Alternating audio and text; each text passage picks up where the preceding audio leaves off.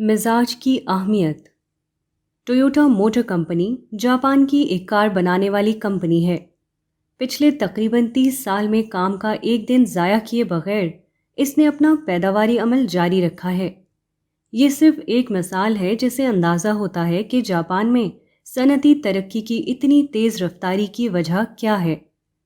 امریکہ کی general Motors corporation اور Ford motor company دنیا کی سب سے بڑی موٹر ساز کمپنیاں سمجھی جاتی ہیں، مگر امریکہ کی ان کمپنیوں میں سالانہ پیداوار کا اوسط فی مزدور 11 کاریں ہیں، جبکہ جاپان کی مذکورہ موٹر کمپنی میں سالانہ پیداوار کا اوسط فی مزدور 33 کاریں ہیں۔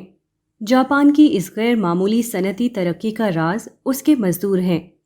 جاپانی مزدور کا تعمیری مزاج جاپان کی سب سے بڑی دولت ہے۔ یہی وجہ ہے کہ جاپان میں اگرچہ کوئلہ، لوہا، پیٹرول اور دوسری دھاتیں یا تو بالکل پیدا نہیں ہوتی یا بہت کم پیدا ہوتی ہیں، اس کے باوجود جاپان کی صنعتی ترقی کی رفتار دنیا میں سب سے زیادہ ہے۔ جاپانی مزدور کے مزاج میں وہ کون سی بات ہے جو جاپان کے لیے سب سے بڑی دولت بن گئی ہے؟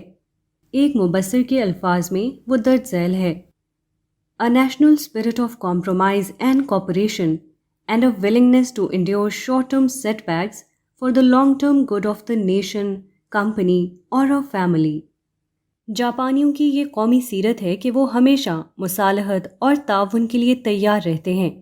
قوم، کمپنی یا خاندان کے وسیع تر مفاد کی خاطر وہ وقتی نقصان کو سہنے کے لیے راضی ہو جاتے ہیں۔ کسی قوم کی تعمیر میں سب سے اہم چیز اس کے افراد کا مزاج ہے۔ افراد کا مزاج اگر بگڑا ہوا ہے تو قوم کو تباہ ہونے سے کوئی چیز نہیں بچا سکتی، اور اگر افراد کا مزاج درست ہے تو ایسی قوم ضرور کامیاب ہو کر رہتی ہے، خواہ اس کے دشمنوں کی تعداد کتنی ہی زیادہ کیوں نہ ہو۔ قوم کی تعمیر میں افراد کا درجہ وہی ہے جو کسی عمارت میں اینٹوں کا ہے۔ کچی اینٹوں سے بنی ہوئی عمارت ایک بے اعتبار عمارت ہوتی ہے، کوئی بھی حادثہ اسے گرا سکتا ہے۔ اس کے برعکس جو عمارت پختہ اینٹوں سے بنی ہو، اس پر پورا بھروسہ کیا جا سکتا ہے۔ وہ سیلاب اور طوفان کے باوجود زمین پر کھڑی رہتی ہے۔ ہر آندھی جو آتی ہے وہ اس سے ٹکرا کر واپس چلی جاتی ہے، وہ اس کا کچھ بھی بگاڑنے میں کامیاب نہیں ہوتی۔